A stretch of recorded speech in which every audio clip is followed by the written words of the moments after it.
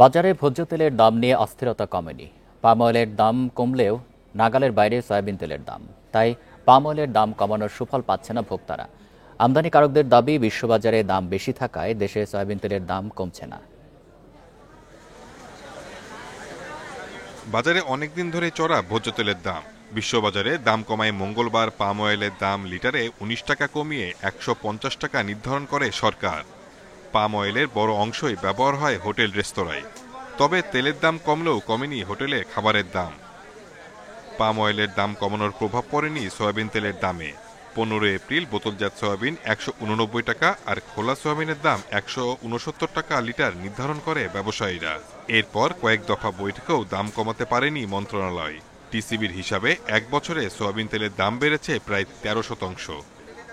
বোতল যদি বলছেন ওইটার দাম বাড়ে না, ওটা এখনো ঠিক আছে, ওটার দাম বাড়ে না। হ্যাঁ, আয়ের চেয়ে ব্যয় বেশি হয়ে গেছে। এখন তেলের দামটাও কমানোর দরকার।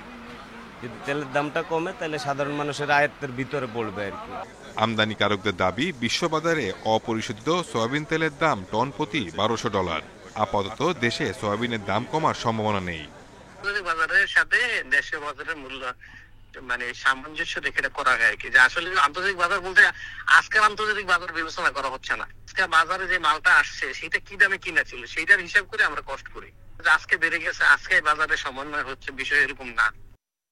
অস্থির নিত্যপণ্যের বাজারে ভোক্তাদের স্বস্তি দিতে কার্যকর পদক্ষেপের তাগিদ ক্যাবের। সয়াবিনের নামে পাম অয়েল খাওয়ানো হচ্ছে কিনা, অথবা এই যে পাম অয়েলের দিয়ে যে সমস্ত পণ্যগুলো উৎপাদন করা হয়, হোটেল রেস্তোরাঁ বেকারি আইটেম, সেই জায়গাগুলিতে দাম কমানো হচ্ছে কিনা, দামে কোনো ইতিবাচক পরিবর্তন আসতেছে কিনা, এই বিষয়গুলো খতিয়ে দেখা দরকার। সয়াবিন ও পাম মিলিয়ে বছরে ভোজ্য তেলের চাহিদা ২০ লাখ টনের বেশি, যার বেশিরভাগই আমদানি করে হাতে গোনা মাত্র ৫ থেকে ৬টি কোম্পানি। মূলত তারাই নিয়ন্ত্রণ করে তেলের বাজার। Shahid Ahmed, independent news, Dhaka. Bundle থাকলে প্রতি সেনমানিতে টাকা বাঁচবে। বিকাশ সেনমানি বান্ডেল কিনে জিতুন প্রতি লেনদেনে। এ নিয়ে আলোচনা করতে আমাদের সাথে যুক্ত আছেন ক্যাবের সিনিয়র সহসভাপতি এস.এম. নাজের হোসেন। জনাব নাজের হোসেন, আপনাকে স্বাগত জানাচ্ছি ইন্ডিপেন্ডেন্ট সংবাদে। শুরুতেই আপনার কাছে যদি জানতে চাই যে পাম অয়েলের দাম কমালেও সয়াবিন তেল এবং রেস্তোরাঁয় খাবারের দামে কোনো প্রভাব পড়েনি। কি ধরনের ব্যবস্থা আসলে নেওয়া উচিত বলে মনে করেন? আসলে এই যে ধরেন পাম অয়েলের দাম ১৯ টাকা লিটারে কমানো হয়েছে, আমরা এটাকে অবশ্যই এটা ভালো দিক মনে করি। তবে আপনি যেটা প্রশ্ন করছেন, আসলে এই পাম অয়েল দিয়ে যে সমস্ত খাবারগুলি তৈরি হয়, বিশেষ করে রেস্তোরাঁ এবং বেকারি আইটেমে যে যে পণ্যগুলি হয়, এগুলোর তো আসলে কোনো ধরনের দাম কমে নাই। তাহলে আপনি পার লিটার ১৯ টাকা কমালেন, আমরা কিন্তু সেখান থেকে কোনো সুবিধা পেলাম না। তো এই যে ধরেন কমানোর যে সুফলটি, এটা তার খারাপ আছে, এটা হয়তো আবার আরেক ধরনের ব্যবসায়ীরা পেয়ে যাচ্ছে। আরেকটা যেটা হলো আশঙ্কার যে বিষয়টি আছে, সেটা হলো যে আমরা এটা আগেও দেখেছি, সয়াবিন তেলের নামে পাম তেল খাওয়ানোর যে ধরনের একটি প্রক্রিয়া আগে ছিল, এটা কিন্তু এটাকে আরো উৎসাহিত করবে কিনা, এই বিষয়টা এখন কিন্তু বড় হয়ে দেখা দিয়েছে। তো সেই জন্য সরকারকে যখন এই ধরনের দাম কমানোর চিন্তা করবে, তখন অবশ্যই আমাদেরকে এই এই পারিপার্শ্বিক বিষয়গুলি কিন্তু চিন্তা করা উচিত। তা না হলে এই সুফলটা কিন্তু অন্য এক ব্যবসায়ী এখানে নিয়ে যাবে, একটা ম্যানিপুলেট হবে। সরকার ধরেন যে কমানোর যে ব্যবস্থাটি করলো, সেটার থেকে আমরা বিশ্বাস করি যে এখান থেকে অবশ্যই জনগণের সুবিধাটি পাওয়া উচিত। আপনি পাম তেলের দাম কমালেন, তো সয়াবিন তেলের দাম কমালেন না। আসলে দুইটারই উৎস তো একই জায়গা থেকে আসে। তো একই জায়গা থেকে যেহেতু আসে, সেই জায়গাতে যদি পাম তেলের দাম যেভাবে যেই অ্যানালাইসিসে কমছে, ঠিক একইভাবে সয়াবিন তেলের দামও কিন্তু কমার কথা। যদিও ধরেন আরেকটা বিষয় একটু আপনার কাছে জানতে চাই যে আমদানিকারক এবং বড় বড় কোম্পানির হাতে তেলের বাজার পুরোপুরি নিয়ন্ত্রণে আছে, যার কারণে বাজারে প্রতিযোগিতা কম। এটি থেকে আসলে উত্তরণে কি করা উচিত? না, এটার জন্য যেটা আমরা বারবার বলে আসছি, সেটা হলো যে এই যে পাম সয়াবিন তেলের বাজারে যে প্রতিযোগিতা নাই, দুই একজন ব্যবসায়ীর হাতে এটা পুরোটাই নিয়ন্ত্রণে আছে, এটা আসলে প্রতিযোগিতার পরিবেশ তৈরি করা। আপনি জানেন যে আমাদের একটা প্রতিযোগিতা কমিশনও আছে, যেটার কাজে ছিল এটা প্রতিযোগিতার পরিবেশ তৈরি করা। কেউ ম্যানিপুলেট করতেছে কিনা, যোগসাজশ করতেছে কিনা, অথবা কেউ সিন্ডিকেট করতেছে কিনা, এই বিষয়গুলো দেখা।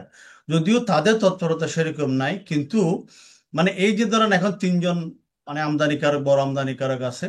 তো এই যে এটা তিনজনের হাতে না রেখে এটাকে আরো এক্সপানশন করা, যদি ছোট কেউ আমদানি করছে তাদেরকে সুযোগ করে দেওয়া, অনেক সময় কয়েকজন মিলে একসাথে করে আমদানি করার সুযোগটা পরিবেশ করে দেওয়া, এটাকে ফেসিলিটেট করে, এটা মিনিস্ট্রি অফ কমার্স যদি এই জায়গাতে ছোট ব্যবসায়ীদেরকে একত্রিত করে যদি বাল্ক অ্যামাউন্টে আমদানি করার সুযোগগুলো করে দিতে পারে, তাহলে দুই একজনের হাতে যে আমরা জিম্মি হয়ে আছি সেই জায়গা থেকে মুক্তি দশা থেকে এই জায়গা থেকে আমরা মুক্তি পাবো। তো এখন ধরেন আরেকটি বিষয় একটু জানতে চাই যে গত এক বছরে সয়াবিন তেল প্রায় 13% মূল্যবৃদ্ধি হয়েছে। এরকম অস্বাভাবিক মূল্যবৃদ্ধি ঠেকাতে আসলে কি ধরনের পদক্ষেপ সরকার পক্ষ থেকে নেওয়া যেতে পারে, আপনার কি পরামর্শ? এটার পরামর্শ হলো যে আমরা যেটা মানে মানে মনে করি সেখানে হলো যে আসলে এই যে ধরেন ইন্টারন্যাশনাল মার্কেটে প্রাইসটা কিরকম, এখন আমাদের আমদানিকারকরা বলতেছে ইন্টারন্যাশনাল মার্কেটে এখন $1200 মানে সয়াবিন তেলের দাম পড়ছে, কিন্তু তার আগেও তো $1000 নিচে চলে আসছিল ওই সময়টাতে। তো যেই সময়টাতে দাম কমছে সেই সময়টার বিষয়গুলো অ্যানালাইসিস আনা, তারা যখন ট্যারিফ কমিশনের যে তথ্যগুলো দেয় সেখানে তারা তাদের মতো করে ওই তথ্যগুলো দিয়ে থাকেন। আসলে ইন্ডিয়ান অ্যাভারেজ তথ্য দেওয়ার কথা, তারা যখন দাম বাড়ে সে দামের বাড়ার তথ্যটা দেয়, দাম যখন কমে তখন কিন্তু তারা তথ্যগুলো হাইড করে। তো এই যে ধরেন মানে প্রকৃত যে কস্টিং সেটাকে আসলে নিয়ে আসা, এটাকে ধরেন শুধুমাত্র ব্যবসায়ীদের উপর ডিপেন্ডেন্ট না হয়ে সরকার অন্য সোর্স গুলোর থেকেও কিন্তু নিতে পারে, তৃতীয় পক্ষ থেকে তথ্যগুলো নিয়ে যাচাই করতে পারে। এখন ধরেন আমাদের ট্যারিফ কমিশনের যে পর্যালোচনাগুলো হয়, অ্যানালাইসিস গুলো হয়, এখানে শুধুমাত্র যারা আমদানিকারক তাদের প্রতিনিধি তারা যে তথ্য দেয় এগুলো অ্যানালাইসিস হয়।